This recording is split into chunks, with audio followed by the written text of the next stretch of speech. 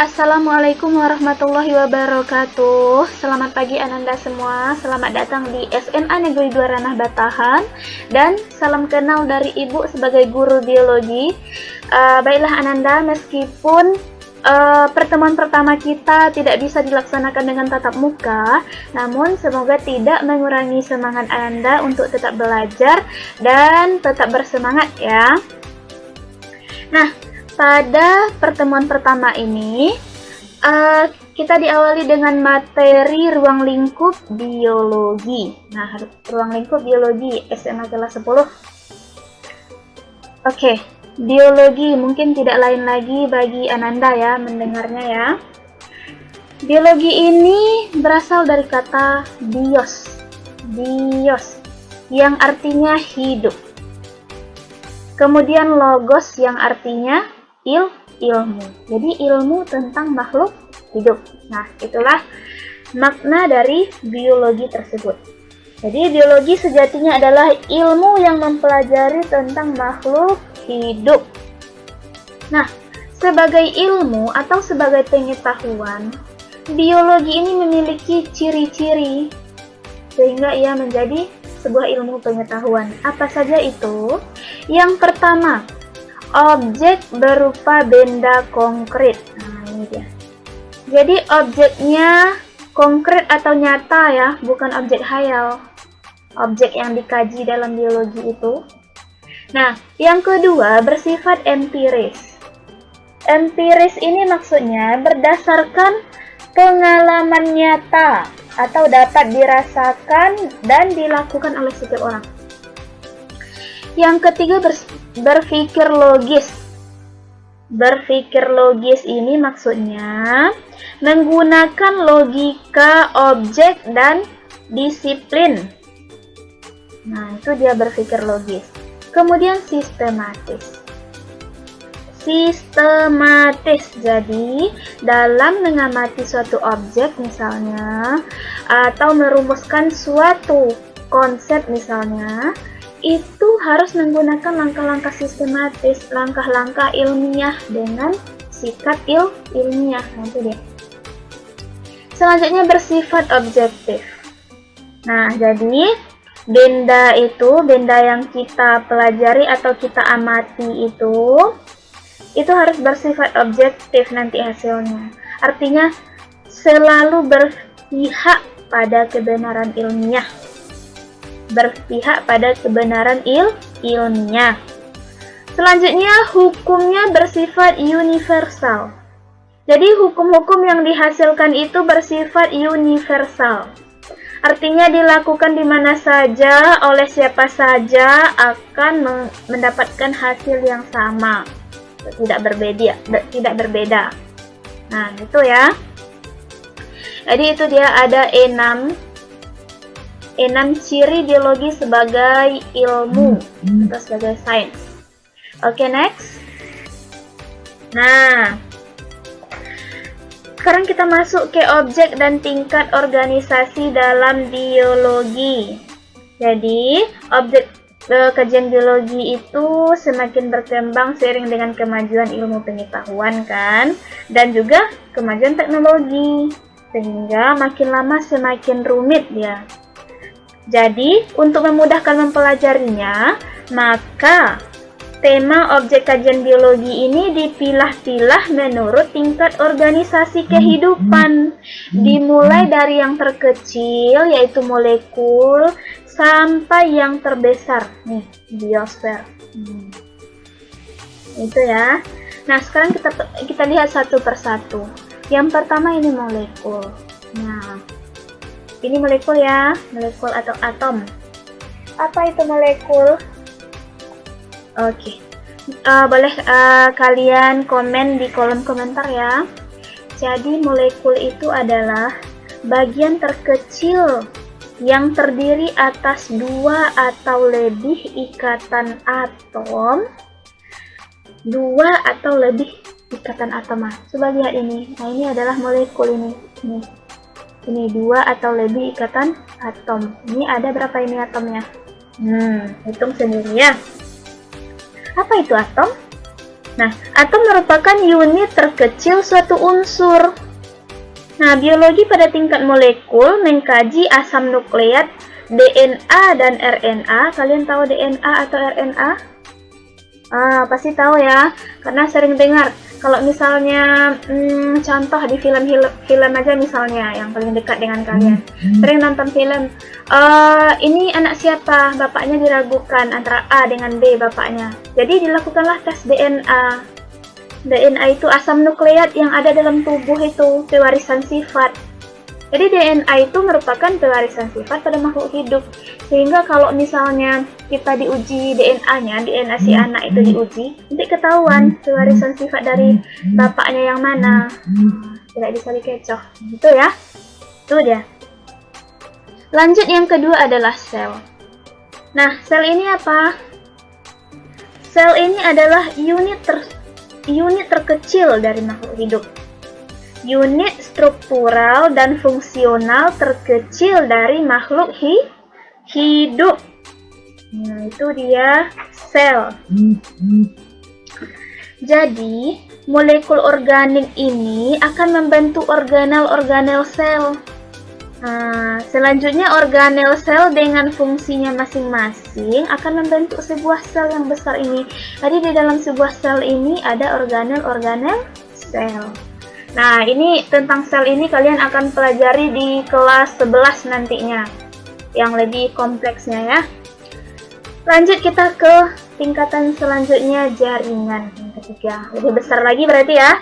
Nah, apa itu jaringan? Jaringan ini adalah kumpulan dari sel-sel.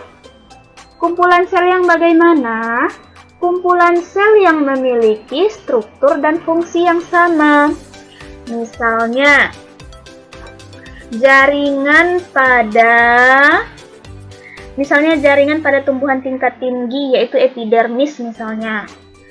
Atau misalnya jaringan xilem dan floem. Jadi jaringan xilem mengelompok kepada jaringan xilem, fungsinya strukturnya sama. Kemudian jaringan epidermis pada tumbuhan itu mengelompok ke jaringan epidermis pula, sel-selnya sama pula. Oke, lanjut yang keempat, ada organ. Nah, organ ini misalnya kalau gambarnya ini adalah paru-paru atau jantung, itu kan organ namanya itu. Organ ini merupakan kumpulan dari jaringan yang memiliki struktur dan fungsi yang sama pula. Nah, atau melakukan fungsi tertentu yang sama pula fungsinya jaringannya ini. Ini kumpulan dari jaringan ini karena bentuk organ ini. Gitu ya. Apa contoh organ? Kalau pada tumbuhan itu contohnya ada akar, batang, daun, bunga juga, kemudian buah. Nah, itu jaringan, itu organ ya. Kalau pada hewan dan manusia, boleh kalian komen di kolom komentar ya. Ada jantung, paru-paru, hati, lambung, hidung, dan lain sebagainya. Oke, lanjut. Yang kelima, ada sistem organ. Nah, sistem organ berarti lebih rumit lagi ya, atau lebih kompleks lagi. Itu adalah gabungan dari organ yang saling bekerja sama. Jadi, beberapa organ yang melakukan fungsi tertentu. Contoh sistem organnya adalah sistem peredaran darah. Atau kalau ini contohnya sistem pencernaan.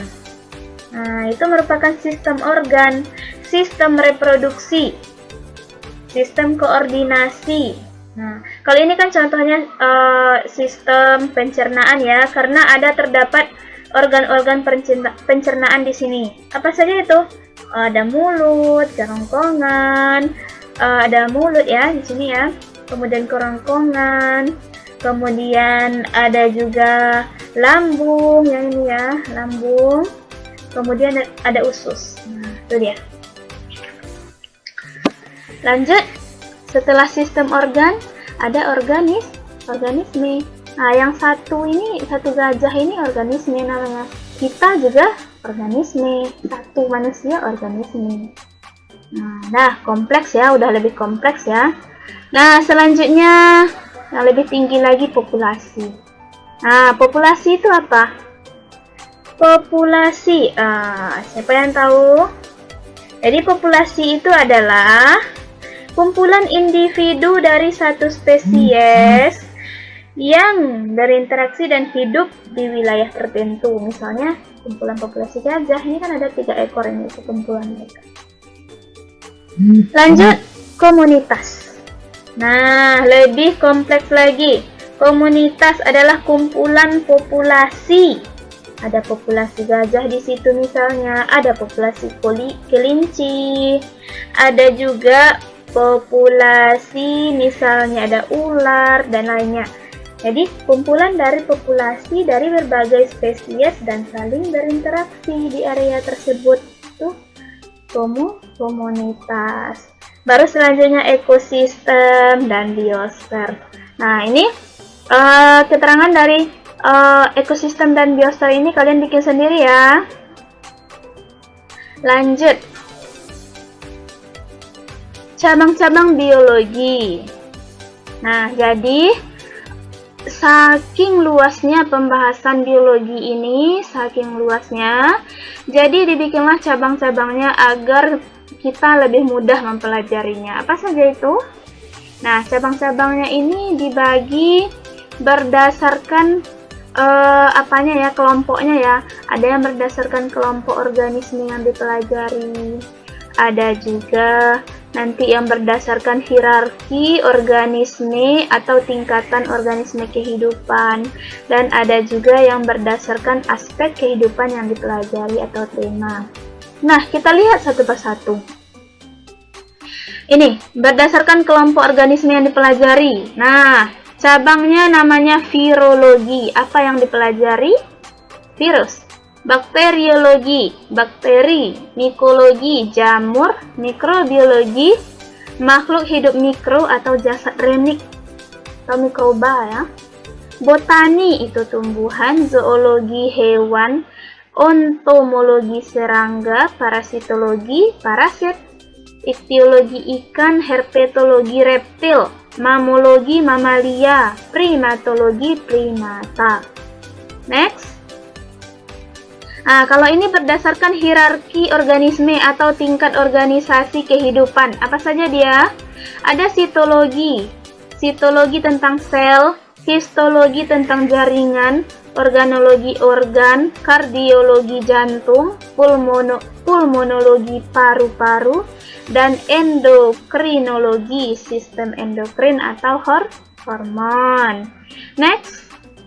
Taksonomi, klasifikasi makhluk hidup, morfologi, struktur luar makhluk hidup, anatomi, struktur bagian dalam makhluk hidup, fisiologi, fungsi alat-alat tubuh, embriologi, perkembangan embrio, genetika, pewarisan sifat keturunan, etologi, tingkah laku makhluk hidup, imunologi, kekebalan tubuh, dan evolusi, sejarah perkembangan makhluk hidup.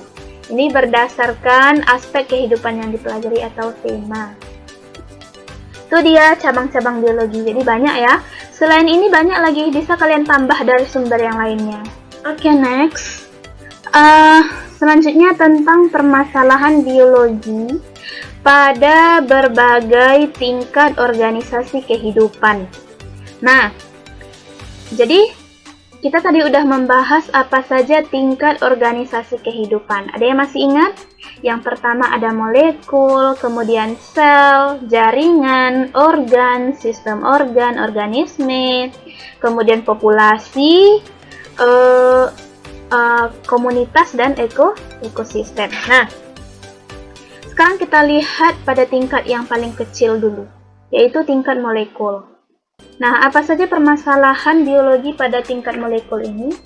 Yaitu kebutuhan tanaman dengan kualitas tertentu, kebutuhan obat untuk penyakit tertentu, terjadinya kelainan pembentukan molekul hemoglobin darah sehingga dapat menyebabkan penyakit anemia sel sabit.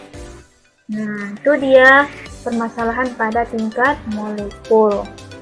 Kemudian pada tingkat sel, apa itu? Penanggulangan penyakit kanker. Jadi, kanker itu disebabkan oleh sel-sel yang pembelahannya tidak terkendali. Nah, kalau udah tidak terkendali dia akan nanti bisa merusak sel yang lainnya sehingga terjadilah penyakit kanker pada tingkat sel itu ya. Kemudian apalagi terjadinya lisis sel darah merah saat terinfeksi bakteri atau virus. Next, pada tingkat jaringan. Nah, pada tingkat jaringan ini permasalahannya kita akan mendiagnosis dan penanggulangan berbagai penyakit pada tanaman, hewan, dan manusia. Misalnya kalau pada manusia itu ada penyakit yang namanya osteoporosis. Kalian tahu apa itu? Ya, tidak asing lagi ya, udah sering. Mendengarnya udah sering ya. Apa itu penyakitnya? Keroposnya tulang atau tulang rapuh. Itu dia. Lanjut tingkat organ. Nah, kalau tingkat organ ini permasalahan pada organ apa saja contohnya?